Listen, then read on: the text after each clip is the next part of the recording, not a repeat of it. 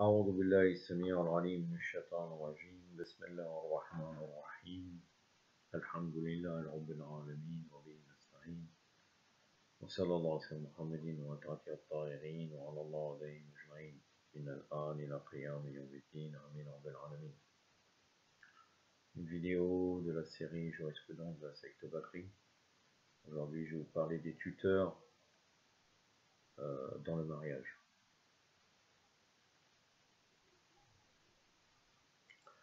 En réalité, j'ai très peu de choses à vous dire concernant la jurisprudence de l'éveil, donc je vais commencer par cela et ça sera facile pour vous de retenir ce que je vais vous dire.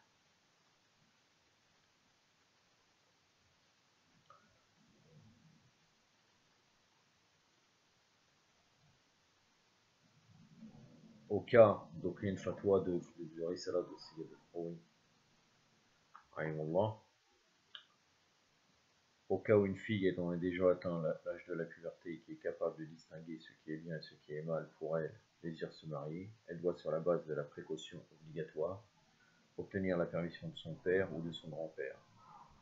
Donc, les tuteurs sont le père et le grand-père, personne d'autre, selon Al-Bayt. Toutefois, il n'est pas nécessaire pour elle d'obtenir une telle permission de sa mère ou de son frère. Donc là, c'est bien précisé. C'est-à-dire qu'admettons que le père ou le grand-père est décédé, c'est pas le frère qui va décider sa sœur qu'elle va épouser. Et dans le cas où elle est mineure, c'est le tuteur qui décide. Mais bien sûr, en vérité, tout cela pose problème. Je ne vais pas m'étaler sur ce sujet-là, mais ça pose problème. Et d'ailleurs, même les mukhalifines, comme vous allez voir par la suite, dans le cas du mariage d'une fille impubère, ils précisent que par la suite, elle peut choisir. Mais le problème, c'est que si elle s'est mariée, admettons qu'elle a sa puberté à l'âge de 14 ans, par exemple, et que par la suite, elle a des enfants. Comment ça se passe, en fait? Est-ce que forcément, est-ce qu'elle peut rompre le mariage? Normalement, elle le peut, mais il y a quand même une problématique. En tout cas, normalement, on a des hadiths, même chez les mukhalifines, que le prophète sallallahu alayhi wa sallam a insisté pour que la femme épouse la personne qu'elle aime. Alors que là, le tuteur, selon le mukhalifine, peut obliger comme il veut. Une petite précision, quand il parle, Sayyid al-Khoury, de consulter le tuteur, le père ou le grand-père, c'est par précaution obligatoire. Donc s'il y a un marja, c'est une précision. S'il y a un marja qui dirait autre chose, qui a tranché la fatwa, on peut suivre celui-là si bien sûr il a le même niveau équivalent de savoir. Je ne fais que répéter les règles mises en place actuelles.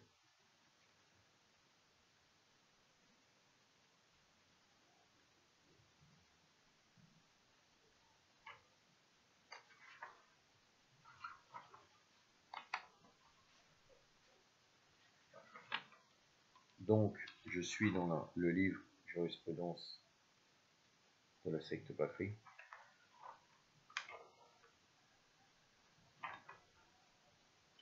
Avant cela, il y a la question d'une femme peut-elle, avant de parler du tuteur, il y a la question d'une femme peut-elle conclure son propre mariage. Fiqh as-Sunnah pour les femmes, c'est Yatsab.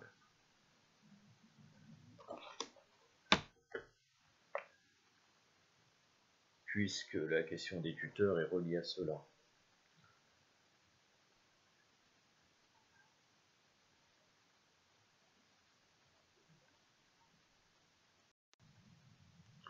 Donc, que nous dit la secte Bakri sur ce sujet-là? Regardez, c'est très important, car pour eux, la femme ne peut pas conclure son propre mariage. Nombreux sont les docteurs de la loi qui estiment qu'une femme ne peut conclure son propre mariage ni le mariage d'un tiers, et qu'un tel contrat est nul venant d'elle, et argument du fait que la tutelle matrimoniale est une condition de validité obligatoire du contrat de mariage, que celui qui contracte est le tuteur. Donc c'est le tuteur qui doit contracter le mariage, la femme ne peut pas contracter le mariage. Il se fonde aussi sur un certain nombre de preuves scripturaires. bien sûr c'est des arguments fallacieux. Mariez les femmes de votre communauté et les vertueux parmi vos esclaves, hommes et femmes. Sourate 24, verset 32. Sourate 24, il me semble que c'est la sourate Nour de mémoire. Oui, c'est bien ça. Verset 32. Donc là, ils veulent dire comme quoi marier, donc ce n'est pas qu'ils se marient, l'homme et la femme, c'est marier. Marier, donc c'est forcément quelqu'un qui est son tuteur pour marier. أعوذ بالله السميع العليم من الشيطان الرجيم وأنكحوا الأيام منكم والصالحين من عبادكم وإمائكم إن يكون وإمائكم صدق الله العلي العظيم. Donc mariez les célibataires et vos esclaves honnêtes, hommes et femmes. Un autre verset, ne donnez pas en mariage vos filles à des incroyants, à moins qu'ils ne croient. Donc là, encore une fois, ne donnez pas. Donc là, il veut dire qu'en fait, c'est le tuteur qui donne. Surat al-Baqarah, d'après la vision des Mukhalifin, bien sûr. Surat al-Baqarah, verset 221. Car dans Ahlul Bayt, il faut forcément l'accord de la femme pour qu'elle épouse, qu'elle soit vierge ou non.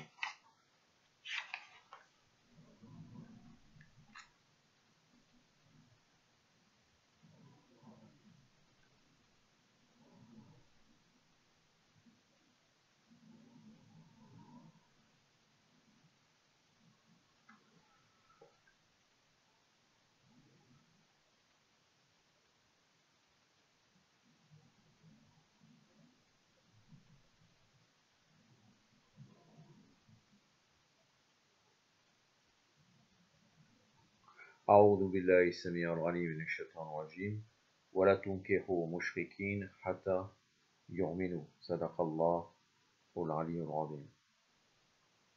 Ne mariez pas donc vos filles aux idolâtres avant qu'ils ne deviennent croyants. Sadaq Allahu al-Ali al-Azim. Donc la sourate al-Baqarah, la sourate de la vache, le verset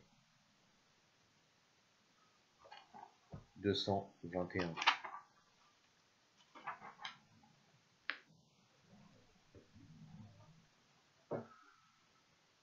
Donc là, ils font dire au prophète, sallallahu alayhi wa alayhi,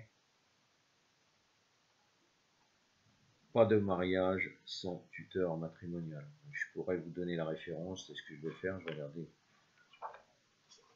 Parce que de toute façon, pour eux, vous savez très bien que normalement, tout ce qui vient de Bukhari est valable. Là, c'est rapporté par Ahmed, Abu Daoud et Tirmidhi, ainsi qu'Ibn Hibban, Hakim, qui le déclare Sahih d'après Abu Musa al-Ashari.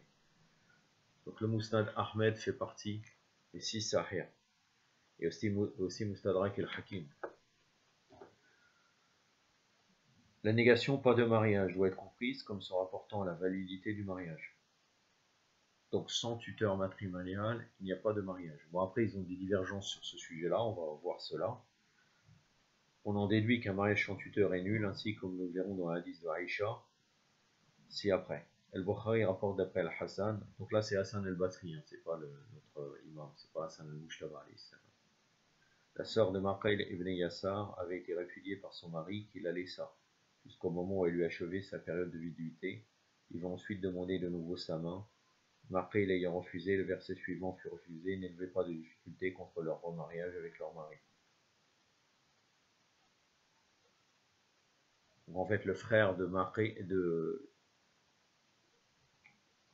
la sœur de Maqayl ibn Yassar, donc elle avait été divorcée par son mari, et au moment où son mari a voulu revenir vers elle, Maqayl l'a refusé. Mais elle avait terminé sa période de viduité.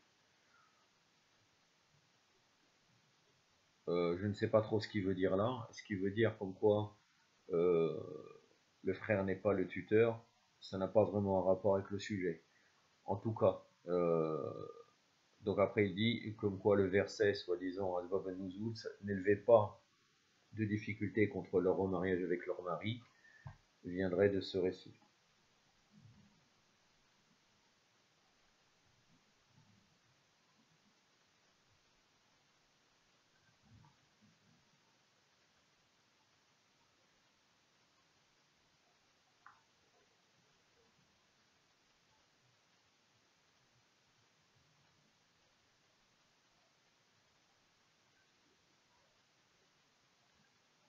أعوذ بالله السميع العليم من الشيطان الرجيم فلا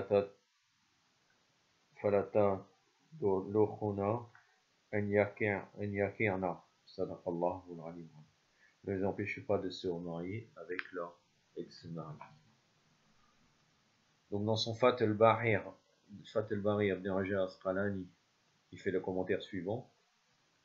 La cause occasionnelle de la révélation de ce verset est l'un des arguments et l'une des preuves les plus probantes du caractère obligatoire de la présence d'un tuteur lors du contrat de mariage, ou alors le fait qu'il élève des difficultés au remariage de sa pupille n'aurait aucun sens. Donc c'est les arguments fallacieux des mukhalifin, bien sûr. Il ne faut pas tomber dans cette argumentation. De plus, s'il appartenait à une femme de conclure son propre mariage, la sœur de Maqil ibn Yassar aurait dû pouvoir se passer de son frère, car celui qui a le pouvoir de faire une chose ne peut en même temps en être empêché. En même temps, ce n'est pas un argument, car les conditions à l'époque étaient comme cela. Parce que la femme pouvait vraiment choisir. Il y avait toute une ambiance au niveau des Arabes et même au niveau mondial, qui fait que je ne pense pas que dans beaucoup de sociétés, la femme décidait qui elle épousait, en réalité. Donc cette argumentation-là est loin de tomber est loin d'être probante. Après, bien sûr, il faut revenir au tafsir de Ahl al-Bayt, mais de toute façon, dans Ahl al-Bayt, on dit bien comme quoi la femme épouse celui qu'elle aime. C'est-à-dire que même si le père voudrait conseiller quelqu'un, ou il dit tu ne peux pas, c'est bien sûr c'est par précaution qu'elle consulte le tuteur, mais elle pourrait faire autre. Même si ça serait un problème, surtout si c'est une femme qui n'a pas d'expérience, qui n'a pas connu d'autres hommes précédemment, elle peut être trompée. D'où le fait de la recommandation de consulter son tuteur. Mais en tout cas, elle peut passer outre l'avis du tuteur. D'après Aïcha, on peut citer le hadith suivant. Est nul, le mariage de celle qu'on a épousée sans la permission de son tuteur. Si le mariage a été consommé, elle a droit à la dot moyennant le rapport sexuel que le mari a déclaré licite avec elle. S'il tombe en désaccord, c'est le détenteur de l'autorité qui tiendra lieu de tuteur pour celui qui n'en a pas. Voilà. C'est-à-dire que si le mari l'a épousée sans l'accord du tuteur, le mariage est dissous et elle a droit à la dot moyennant le rapport sexuel que le mari a déclaré licite avec elle. C'est l'avis de Aïcha. Et c'est un hadith, vous savez très bien qu'elle montait de toute façon, donc on ne peut accorder aucune importance à ce qu'elle dit. Al-Qurtubi a dit ce hadith est sahih en propos d'Ibn Ulayla, affirmant qu'il questionna al-Zuhri au sujet d'Ibn Jurayj et que celui-ci répondit qu'il ne le connaissait pas. Ce propos n'est pas fondé. Donc là, il est en train de discuter sur la vérité du hadith et les différentes opinions des faqih mukhalif. Ce propos n'est pas fondé car nul autre que Ibn Ulayya n'a dit cela d'Ibn Jurayj. D'autres traditionnistes ont rapporté d'après al-Zuhri et aucun n'a fait mention de ce propos. Et à supposer même qu'al-Zuhri ait tenu ce propos, il n'a aucune valeur, car un certain nombre de traditionnistes honorables ont rapporté d'après Ibn Jurayj, dont Sulayman ibn Moussa, lequel est qualifié de Siqa, donc de propre, de digne de confiance, et d'Imam et Jafar ibn Rabi'a, en sorte que même si al-Zuhri l'a oublié, cela n'a pas d'importance, l'oubli étant humain. Donc Zuhri a oublié parce que dans la chaîne de transmetteurs, il y a Ibn Jurayj, et Zuhri aura oublié cette personne. Mais en fait, il est en train de démontrer, Sayyid Saber, comme quoi, non, El-Qurtubi, en prenant la parole d'El-Qurtubi, comme quoi ça n'a pas une valeur d'argument, le fait que Zuhri a oublié cette personne.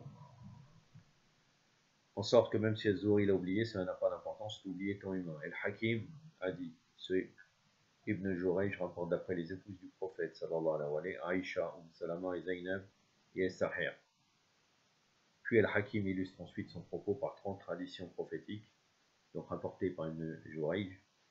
Les défenseurs de cette thèse avancent également l'argument que les intérêts du mariage étant multiples et la femme étant de nature à se laisser emporter par ses sentiments, et conséquemment à faire un mauvais choix,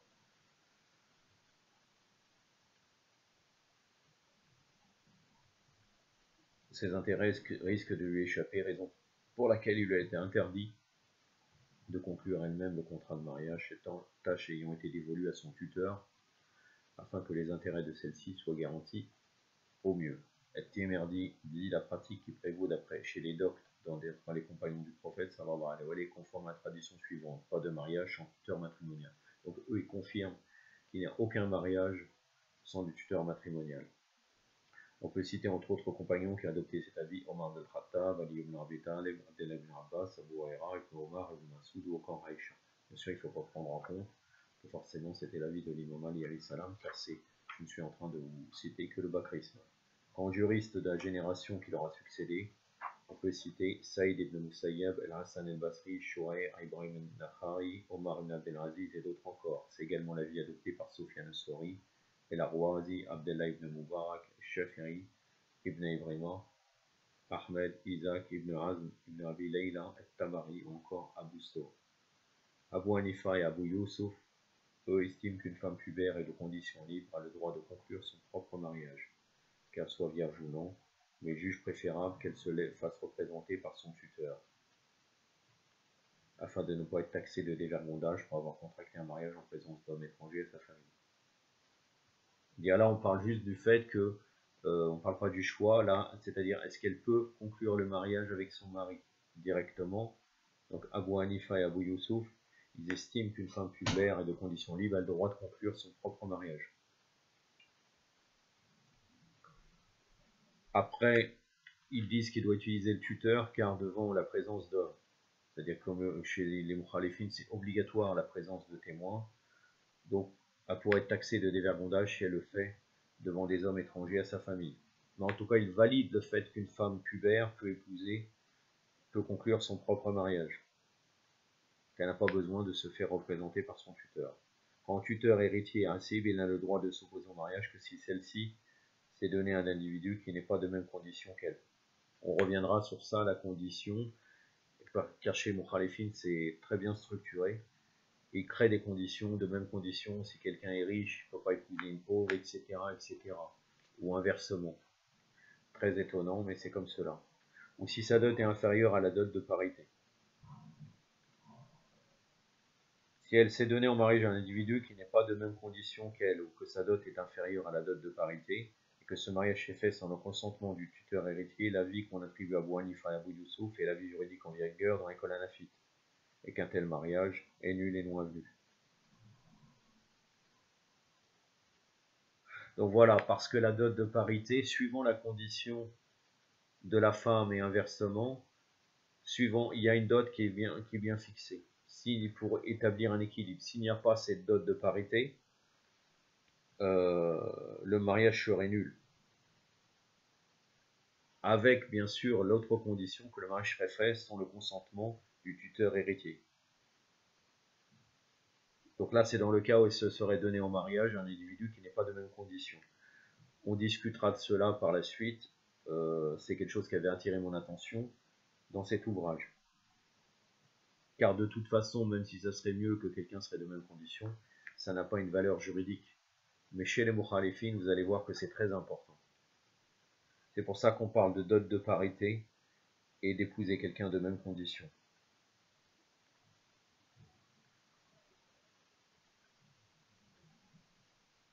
En effet, tous les tuteurs n'ont pas forcément la capacité d'intenter une action judiciaire et tous les juges ne sont pas forcément impartiaux. Sur cette base, les hanafites ont émis l'avis juridique qu'un tel mariage est nul afin d'empêcher tout procès. C'est-à-dire que le mariage est invalidé automatiquement. C'est-à-dire qu'on ne le célèbre même pas. Mais au cas où elle s'est donnée en mariage comme cela, le mariage devient nul et annulé. Il n'y a pas besoin d'avoir une procédure juridique.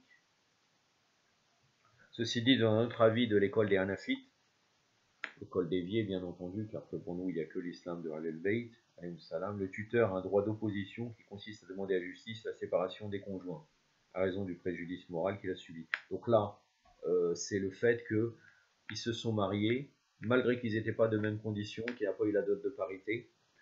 Et là, le tuteur il a le droit de s'opposer et attaquer en justice pour que le mariage, pour qu'il y ait une séparation des conjoints. Et cela jusqu'à ce que la femme enfante de son mari ou présente des signes évidents de grossesse, après quoi le droit de demander la séparation n'est plus acquis au tuteur, afin que la filiation de l'enfant ne soit pas permise. Dans le cas où elle est enceinte ou qu'il y a un enfant, il ne pourra plus dissoudre le mariage. Maintenant, si mari et femme sont de conditions égales, mais que la dot est inférieure à la dot de parité, de deux choses l'une, soit le tuteur ratifie le mariage auquel cas le mariage valide, soit il refuse et intente une action judiciaire pour que le juge prononce la dissolution du mariage. Si la femme n'a pas de tuteur héritier, soit parce qu'elle n'a pas de tuteur, soit parce que son tuteur n'est pas héritier, on ne pourra s'opposer au mariage qu'elle contracte d'elle-même, qu'elle se soit donnée en mariage à un individu de même condition qu'elle ou non, moyennant une dot dont le montant est égal à la dot de parité ou inférieur à celle-ci. En effet, n'ayant pas de tuteur susceptible de subir un préjudice moral dans le cas où elle épouse un individu de condition inférieure, il convient qu'elle dispose de sa personne comme elle l'entend et cède son droit à la dot de parité. Les Hanafites se fondent dans cela sur les preuves scripturaires suivantes. Allah subhanahu wa ta'ala nous dit, une fois répudiée, l'épouse n'est plus licite à l'ancien mari, à moins qu'elle n'ait épousé un autre mari.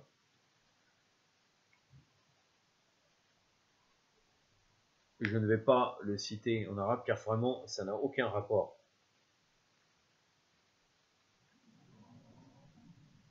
Car quand on discute de ce verset, une fois répudiée, l'épouse n'est plus licite à l'ancien mari, à moins qu'elle n'ait épousé un autre mari, c'est dans le cas où le mari a prononcé 3 divorces. C'est-à-dire qu'il a divorcé une première fois, il y a eu la période d'attente de 2 cycles menstruels, il s'est remarié avec la même femme, et ainsi de suite au bout de la troisième. Au bout de la troisième, elle n'est pas licite, elle doit contracter un autre mariage. Et ce n'est pas un vice de forme, il ne peut pas payer quelqu'un pour épouser sa femme, parce qu'il doit consommer bien entendu le mariage. Il ne peut pas payer quelqu'un pour dire voilà, après tu te sépares.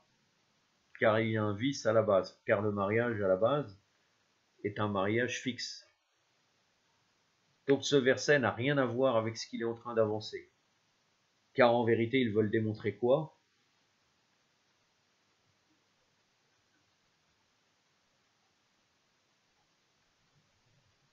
Que n'ayant pas de tuteur susceptible de subir un préjudice moral dans le cas où elle épouse un individu de condition inférieure, il convient qu'elle dispose de sa personne comme elle l'entend et cède son droit à la dot de parité dans le cas où elle n'a pas de tuteur. Quel est le rapport avec le verset? Rien du tout. Mais c'est Sourate Al-Baqarah, verset 230, et c'est le verset est expliqué comme je vous l'ai dit. Un autre verset, si vous avez répudié une femme et qu'elle remplit son délai, n'ayez pas de difficulté contre le fait qu'elle se marie avec un nouveau mari. Franchement, quel est le rapport avec ce qu'ils sont en train de dire? Je ne sais pas.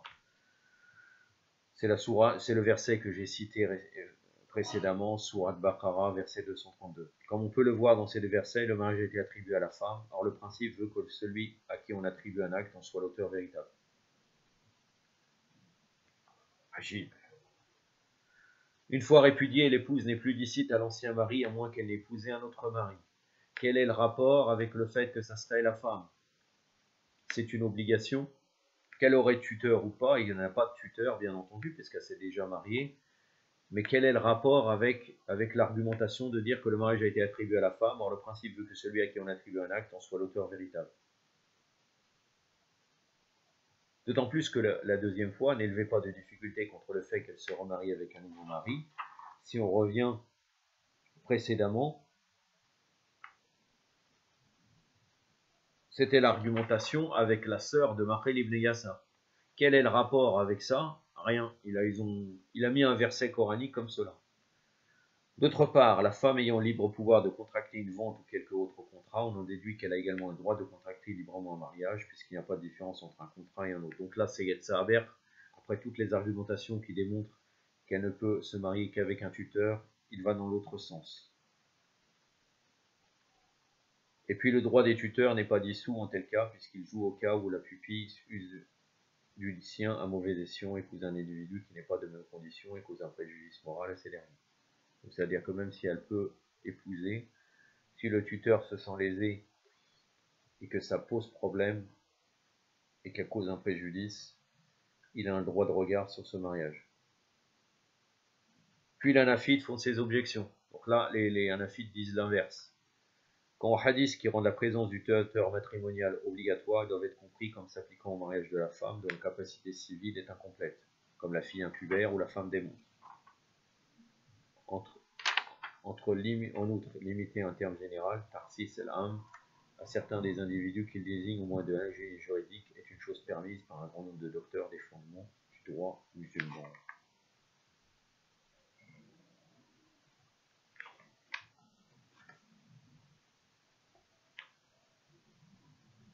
Et là, de toute façon, ils vont démontrer que par la suite, que le mariage de la fille impubère n'est pas autorisé, bien sûr, n'est pas autorisé sans le tuteur, et il n'y a que le tuteur qui décide qu'elle se marie.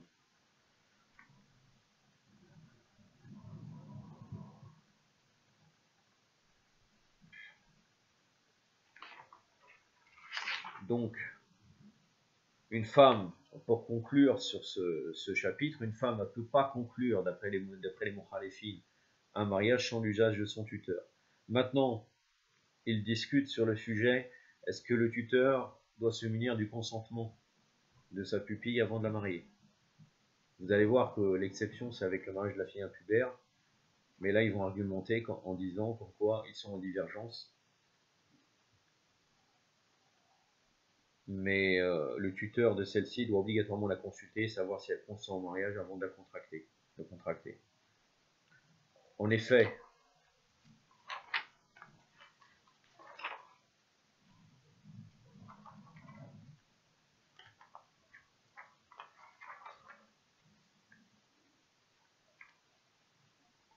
le mariage est une union permanente et une association entre mari et femme.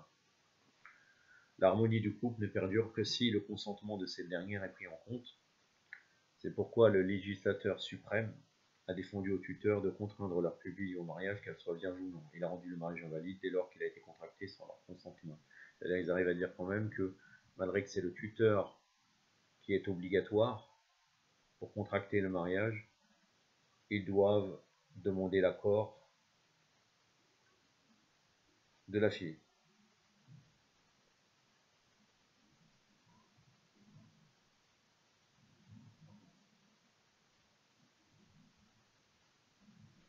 C'est pourquoi le législateur suprême a défendu aux tuteurs de contraindre leur pupille au mariage, qu'elle soit vierge ou non, et il a rendu le mariage invalide dès lors qu'il a été contracté sans leur consentement. C'est aussi la raison pour laquelle elles ont le droit de demander la dissolution du mariage et d'annuler le contrat en tel cas.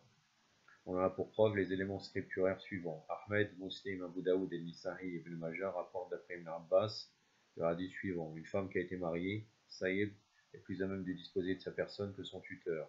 Quand celle qui est vierge, on va demander sa permission, son silence en tiendra lieu.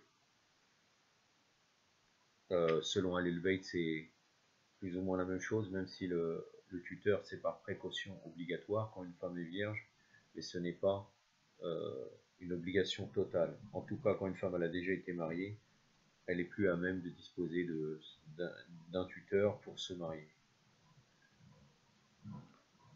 Dans une autre version rapportée par Ahmed, Muslim, Abu Daoud et Nisa'i, il est dit quand la vierge est à son père de lui demander ce consentement, bien entendu avant de la donner en mariage.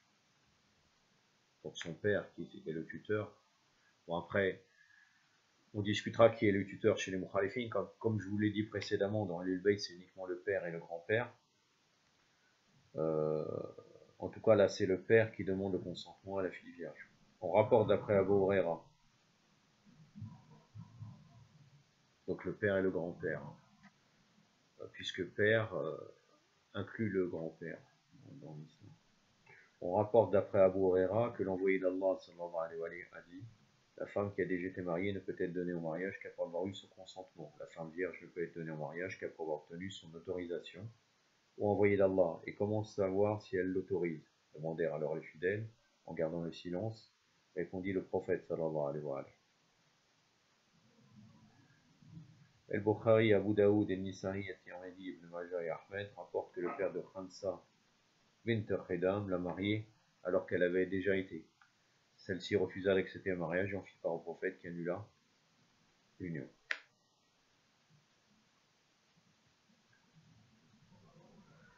Dans Ahlul Bayt aussi, le silence équivaut au consentement, malgré que parfois il y a des pressions du père et elle ne répond pas uniquement par peur.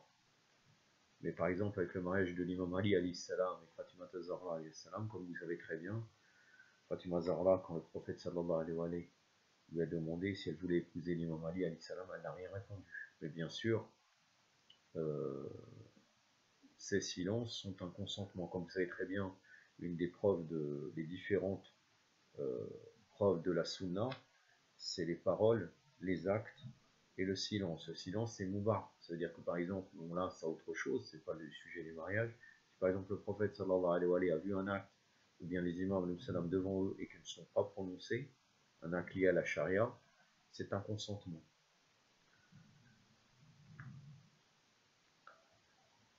Ahmed, Abu Daoud, Ibn Majah et Taraqtuni rapportent d'après Ibn Abbas qu'une jeune vierge vint trouver l'envoyé d'Allah, sallallahu alayhi wa sallam, raconta que son père l'avait mariée sans son consentement. Celui-ci lui donna alors le droit de choisir.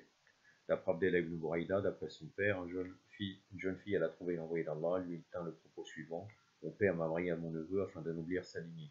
Le prophète lui a donné un droit d'annulation, celle-ci rétorqua: j'accepte la décision de mon père, je voulais seulement que les femmes sachent que leur père n'a aucun droit en ce domaine. Donc là, c'est un domaine ou un sujet où là, on est d'accord avec les mukhalifin sur ce sujet-là. Maintenant, vous allez voir le sordide de la secte Bakri, comme d'habitude. Hein. Alhamdulillah qu'Allah nous a guidés vers la lumière de Ahlul Bayt. Préparez-vous.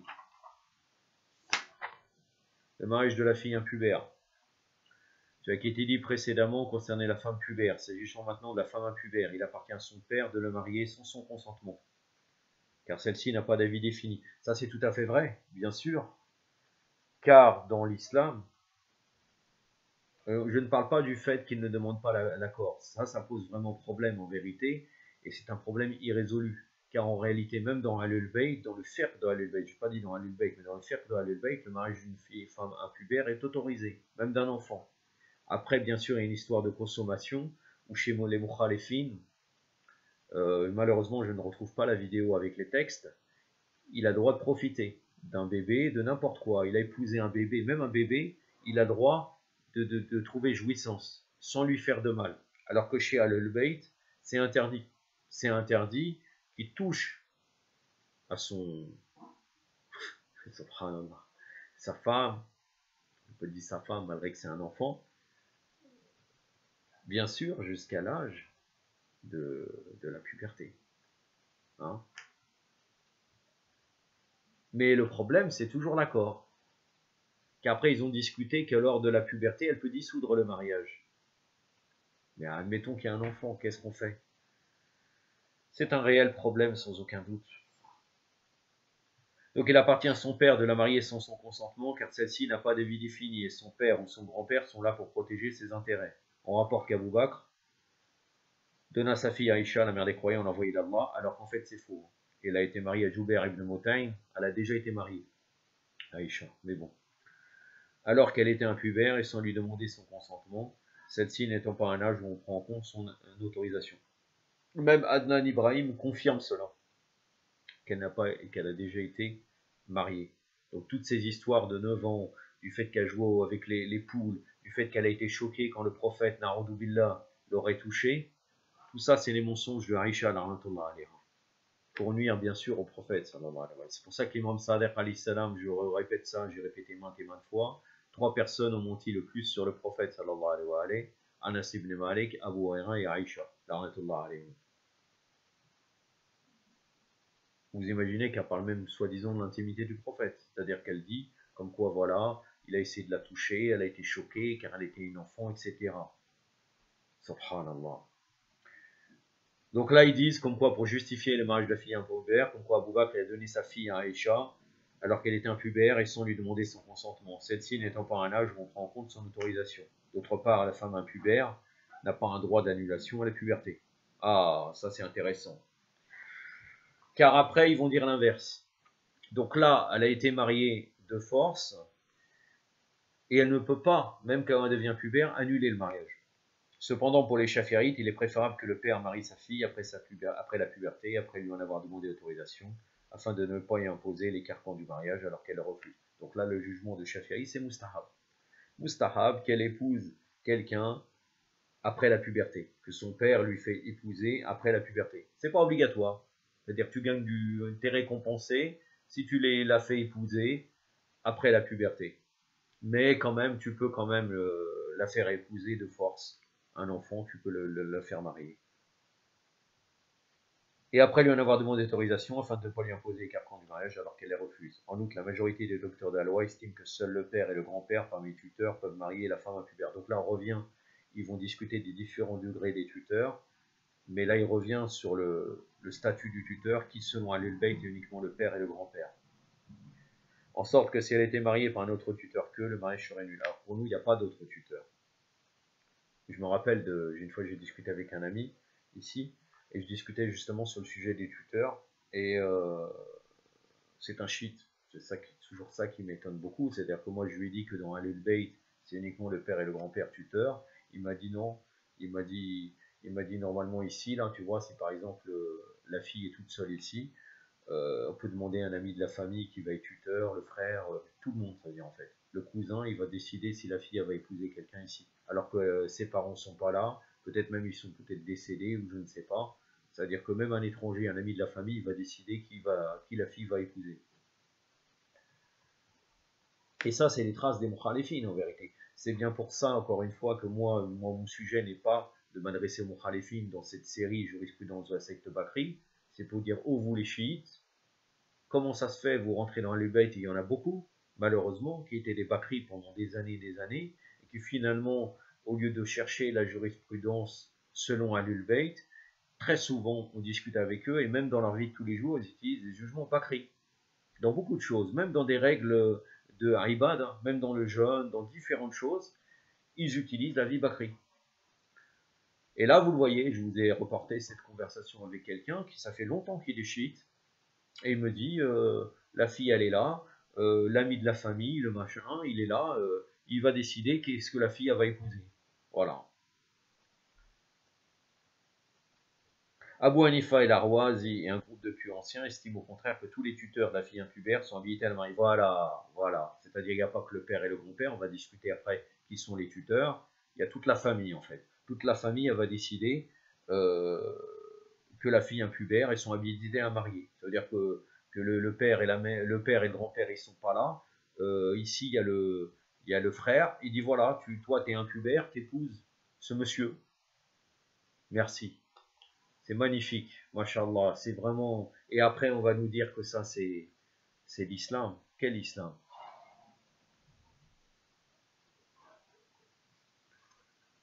Et on ose appeler ces gens-là, de les considérer comme nos frères, on les appelle frères, alors que dans Ahlul Bayt, les croyants sont des frères dans le Coran, les Corans, là c'est les Shirat Ahlul Bayt, alayhi salam. Ils sont nos frères en création, comme l'imam Ali alayhi salam a dit. Il a dit, ils sont deux types les gens dans ce monde. Ikhwan fi din et Nadir fait quelque chose comme ça, c'est-à-dire l'égal en création, puisque on est tous créés de Adam, alayhi wa salat ala Muhammad wa ali Muhammad. Et après, bien sûr, dans cette vie, et ça a été maintes et maintes fois répété, le fait qu'il dit Shahadatain, les deux Shahada, malgré qu'on peut démontrer très facilement qu'ils ne croient pas au même Dieu, parce qu'ils ont la conception d'Allah qu'on pourrait chercher, même la conception du prophète selon Bukhari, on n'a pas le même. Si on leur dit le prophète était comme cela, il n'avait pas d'ombre, il a tout créé, etc., ils vont dire vous faites trop lourd. On n'a pas le même prophète en réalité, mais en admettant, on va dire que là, extérieurement, ils ont le statut de musulmans ici, mais même d'ailleurs, et là on ne parle pas des faibles, hein, les faibles c'est autre chose, comme vous savez très bien, ils ont le statut de musulmans ici, mais en même temps, d'après même les hadiths, à l'intérieur ils sont mouchriks. Ils ont adopté quelqu'un qui a été nommé par Allah, ils l'ont destitué, ils ont mis quelqu'un d'autre. Alors que c'était obligatoire, c'était une forme de shirk, comme défini par Hisham al-Hakam, que l'imam Sa'adiq alayhi salam a confirmé ses propos, et dans d'autres hadiths. En tout cas, quand on voit ce type de fatwa, j'aimerais bien savoir, moi, hein, vous, al-Batriya, qui nous dit comme quoi on ne doit pas maudire, qui nous dit on va faire une unité, etc., pour des motifs politiques, d'enlever même certaines ziyaras, de vouloir interdire de maudire directement les ennemis de Ahlul Bayt. Si vous vous sentez frère de ces gens-là, libre à vous. Moi, je me désavoue de leur avis de leurs 4 écoles et de tout le reste. La fille impubère, n'importe qui peut la marier. Un tuteur qui est invisible, qui n'existe pas. Puisque en vérité c'est le père et le grand-père. L'oncle, le cousin, le machin, il est là, il est en France, il te dit, voilà, ma fille, t'as 6 ans, t'as 4 ans même, t'as 3 ans, tu peux épouser tel, je t'oblige, ça y est, tu prends l'enfant, toi, la marier d'une manière illégale, parce qu'en France c'est pas autorisé, et tu peux la ramener chez toi, il n'y a pas de problème, voilà, c'est bon. Yajouz, c'est autorisé d'après vos 4 écoles, c'est autorisé, d'après leurs 4 écoles. Voilà, les tuteurs de la fille impubère sont habilités à la marier et que le mariage qu'ils contractent est valide. En effet, on rapporte que le prophète sallallahu alayhi wa sallam a marié Umama bint Hamza alors qu'elle était impubère et lui a donné un droit d'annulation à sa puberté. Voilà. Alors là, ils reviennent. Ils disent comme quoi elle ne peut pas annuler. Maintenant, là, ils ramènent un hadith comme quoi elle pourrait annuler après la puberté. Or, celui-ci n'a pu la marier qu'en vertu de son statut de proche parent et de tuteur et non de prophète sallallahu alayhi wa sallam. Ça aussi, c'est vraiment problématique, mais bon. Car le prophète a tous les droits, mais en tout cas. Car s'il avait été marié en vertu de son statut de prophète, il n'aurait pas été question qu'elle ait un droit de restriction à sa puberté. On a la preuve l'énoncé divin suivant. Aux croyants non plus qu'à la croyance, une fois qu'Allah a tranché avec son envoyé sur un cas, il ne reste plus le choix de leur propre cas. En vérité, ça c'est mutlaq, c'est-à-dire c'est dans tous les sujets. Il n'y a pas de séparation, le prophète avec le wahi, la révélation, et tout. C'est-à-dire que là, s'il aurait dit tu peux te marier, elle doit se marier. C'est-à-dire ça n'a rien à voir, eux ils ont séparé. Sourate 33, verset 36, je ne vais pas vous citer le verset car c'est un argument fallacieux comme d'habitude. Cet avis est aussi celui soutenu par Omar, Ali, Abdellah ibn Masoud, Ibn Omar et Abu Huraira parmi les compagnons.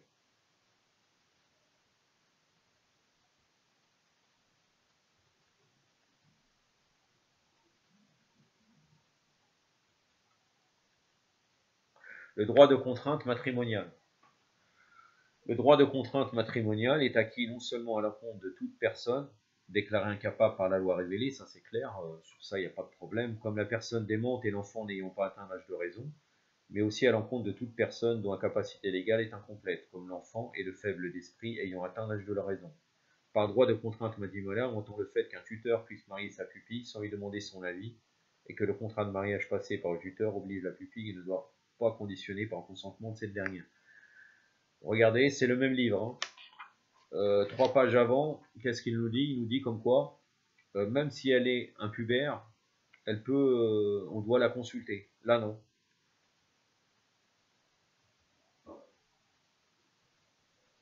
Si le législateur suprême a rendu cette tutelle contraignante, c'est au vu de l'intérêt de la pupille. Car si la personne qui est totalement ou partiellement incapable n'est pas habilitée à défendre ses intérêts propres et n'est pas suffisamment sensée pour saisir les avantages, il y a à passer tel contrat ou entamer telle action, qu'elle soit démente, déficiente, simplette, ou qu'elle n'ait pas encore l'âge de raison, il faut que les dispositions de cette personne soient soumises à la ratification de son tuteur.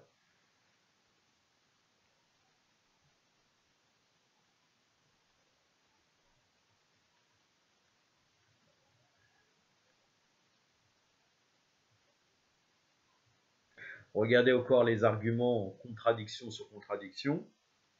Il faut préciser tout de même que si une personne totalement incapable contracte un mariage, le contrat est nul dès sa formation, car l'expression de son consentement n'est pas valable en matière de contrat et autres dispositions, des conditions de la capacité légale étant précisément d'être douée de raison.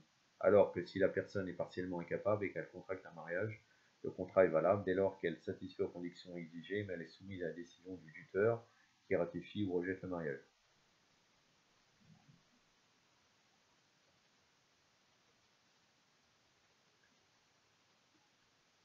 Par ailleurs, les hanafites estiment que le droit de contrainte matrimoniale est acquis au tuteur héritier par les mâles, tout autant à l'encontre des impubères que des démons et des faibles d'esprit.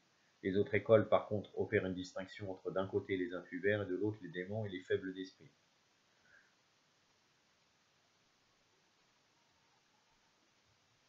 S'agissant des démons et des faibles d'esprit, bon, ça c'est pas notre sujet. Maintenant, on va terminer ici par on pourrait aller plus loin. Il est permis au tuteur matrimonial d'épouser sa pupille. Ça aussi, c'est magnifique. Mais pour éviter d'être trop long, et je vais m'arrêter, je ne traiterai pas de ce sujet. Je ne traiterai pas de ce sujet. je vais discuter avec vous sur qui est tuteur, car pour nous, encore une fois, c'est le père et le grand-père. Vous allez voir que pour eux, toute la famille, c'est les tuteurs, en réalité. Pour la plupart des docteurs de la loi, dont Malek, As-Sori, Al-Shafiri, Al-Layth, les tuteurs ayant vocation à marier leurs pupilles sont les héritiers par les mâles. Et ni l'oncle maternel, ni le frère utérin, ni l'enfant né de la mère, ni quiconque parmi les parents par les femmes n'ont vocation à cela. Chez nous, on parle du père et de grand-père, on ne précise pas du côté de la paix, du côté de la mère ou du côté du père.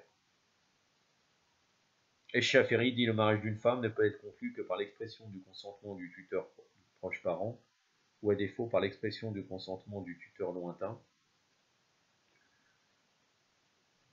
parent, ou à défaut par l'expression du consentement du détenteur de l'autorité. C'est-à-dire que là, on n'a pas le tuteur proche, le tuteur lointain. Vous allez voir qui c'est tout le monde.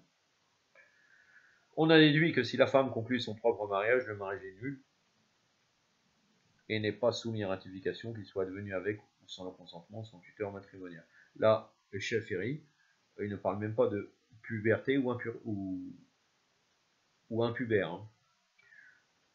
Pour Abu Hanifa, il appartient aux tuteurs qui ne sont pas parents par les mâles de conclure un mariage de leur pupille.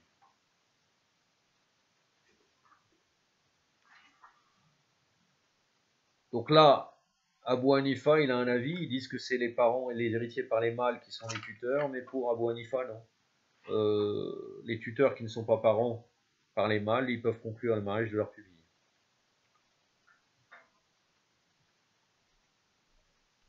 L'auteur de Al-Roda al-Nadiya, Al-Sanani d'obédience zaïdite, approfondit la question en ces termes. À mon avis, la position qu'il convient d'adopter en la matière est la suivante. Les tuteurs qui ont vocation à marier leur pupille sont les parents, proches et lointains, et s'ils apprenaient qu'elle a été mariée à un individu de condition inférieure, par un autre qu'eux, s'estimeraient déshonorés. On reviendra sur la question de conditions inférieures, et ça c'est l'islam de Quraishite, de Abu Jahel, etc. Et on le verra, ils ont traité de cette question les mukhalifines. Actuellement peut-être ils veulent cacher ça, alors qu'en vérité ils sont toujours dans une forme de taqlid des 4 écoles. Et vous allez voir, c'est comme un pur sang en fait. On est en train de discuter, un pur sang, il y a pur sang, il y a un peu moins, il y a autre chose, et là on est en train de voir qu'est-ce qui est valable.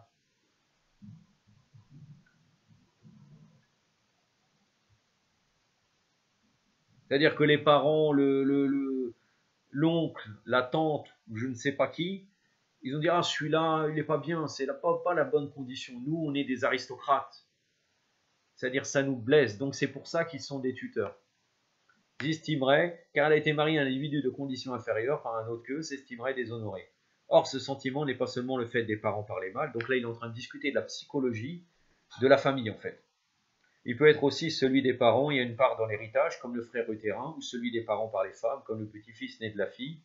Il est même possible que ce sentiment de déshonneur soit plus fort chez eux que chez les filles de l'oncle paternel et autres parents par les mâles. On conclut de cela qu'ils n'ont aucune raison de limiter la tutelle matrimoniale, donc la tutelle c'est tout le monde. Aux parents par les mâles, ni aux parents qui héritent. Qui le prétendrait devra apporter la preuve rationnelle ou scripturaire que la tutelle matrimoniale comprend ce sens et pas un autre, soit au point de vue étymologique, soit au point de vue de la terminologie locale. Puis l'auteur de Rodin et Nadia, et je terminerai là, poursuit, il est évident que certains proches parents ont priorité sur d'autres, mais cette propriété n'est pas due à un droit pécuniaire en sorte qu'on l'assimile aux règles d'héritage ou à tutelle des mineurs, et due plutôt au sentiment de déshonneur que le proche parent ressent. Donc je me sens déshonoré parce que cette fille a épousé quelqu'un, je suis le cousin, je sais pas qui, elle a épousé quelqu'un, j'ai des droits sur elle. Elle est plutôt due au sentiment de déshonneur que le proche parent ressent, lequel ne se limite pas aux parents par les mâles, mais peut très bien être partagé par d'autres. Et il ne fait pas de doute que certains proches sont plus fondés à ressentir cela que d'autres. C'est-à-dire que plus ils sont proches de la fille, plus ils vont être choqués par qui elle a épousé. C'est la raison pour laquelle le père et le fils sont priorité par les autres tuteurs matrimoniaux. Donc les frères aussi. Puis le frère germain, puis le frère consanguin, utérin, puis le petit-fils né du fils de la fille, du fils ou de la fille, puis le neveu né du frère ou de la sœur, puis l'oncle paternel, puis l'oncle maternel, et ainsi de suite. Quand celui qui prétend limiter la tutelle patrimoniale à certains tuteurs plutôt qu'à d'autres, qu'il apporte la preuve de son insertion, et s'il ne fait que se fonder sur l'avis de ses prédécesseurs, qu'il sache que nous ne sommes pas de ceux qui reconnaissent ce principe. Le fait que ce chapitre, il le termine par cela, démontre que Sayyid Saber, pardon, valide cela. Sincèrement, vous les Achaouiyas, suicidez-vous, c'est mieux pour vous. Après, on me dira non, mais toi tu veux la liberté. Attendez, il y a quand même des limites, mes frères et mes sœurs. Hein? Parce que quelqu'un me dira non, mais tu sais très bien qu'actuellement, il y a trop de liberté pour les femmes, chose que je suis d'accord avec cela, mais il y a des limites. Et là, c'est en totale opposition avec l'islam, en vérité, ce qui est dit. Je vais terminer quand même, malgré que ça fait 50 minutes, je pensais vraiment pas, parce qu'en fait, vous savez, au départ, quand je suis arrivé là, une femme peut-être, j'avais pas prévu, j'avais passé un marque-page, mais ça allait dans la continuité, donc en fait, j'ai commencé, une femme peut-elle conclure son propre mariage. Moi, j'allais parler directement du chapitre d'après, mais je l'avais mis de côté, car je trouvais que c'était important. Donc en fait, c'est pour ça que j'ai fait aussi long, sinon je pense que j'aurais fait une trentaine de minutes. À la Kolihal. Mémorial des Justes, tome 2. Le vieillard et les enfants. Le récit sont deux. Un vieil homme était en train de faire le wudu, donc les ablutions, sans connaître la façon correcte de procéder. L'imam Hassan et l'imam Hussein, salawatullah alayhima, qui étaient alors des enfants, virent la façon de faire du vieil homme.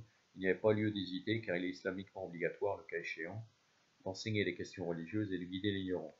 Il fallait apprendre au vieil homme le wudu correct, cependant de lui signifier sans détour que son wudu n'était pas correct, outre le fait que cela offenserait, lui laisserait pour toujours un souvenir amer de wudu. En outre, qui sait s'il ne prendrait pas cette remarque comme un affront et ne s'obstinerait pas brusquement pour ne jamais s'incliner. Les deux enfants, ayant médité sur la façon de lui faire remarquer indirectement, se mirent alors à controverser l'un avec l'autre, de sorte que le vieil homme entend. Mon wudu est plus complet que le tien, disait l'un. C'est le mien qui est plus complet que le tien, disait l'autre. Ils s'accordèrent pour faire tous deux le wudu sous les yeux du vieil homme, afin que celui-ci arbitre entre eux. Et conformément à leur accord, ils firent tous deux sous le regard du vieil homme un wudu correct et complet. Le vieil homme venait de réaliser en quoi consistait un wudu correct. Il comprit par intuition le dessein essentiel des enfants, de la conduite, des sollicitudes, l'intelligence, la sagacité, l'impressionnèrent fortement. Ils n'ont pas voulu choquer, donc il y en a un qui a fait semblant de se tromper. Votre wudu à tous deux, leur a dit-il, est correct et complet. Quant à moi, ignorant vieillard, j'ignorais alors comment le faire, grâce à la sollicitude que vous témoignez à la communauté de votre ancêtre, bien sûr le prophète sallallahu alayhi wa alayhi. Vous m'avez éclairé, je vous en remercie. Biarel la Noire, tome 10, page 89. J'en ai terminé avec cela. Inch'Allah, la prochaine fois, ça sera un sujet de liberté, égalité, fraternité. La suite de la lecture de l'analyse du livre de Sayyid Ammar Nakshirani. أقتفي بهذا القدر وصلى الله على سيدنا محمد وآله وصحبه الطاهرين والسلام عليكم ورحمة الله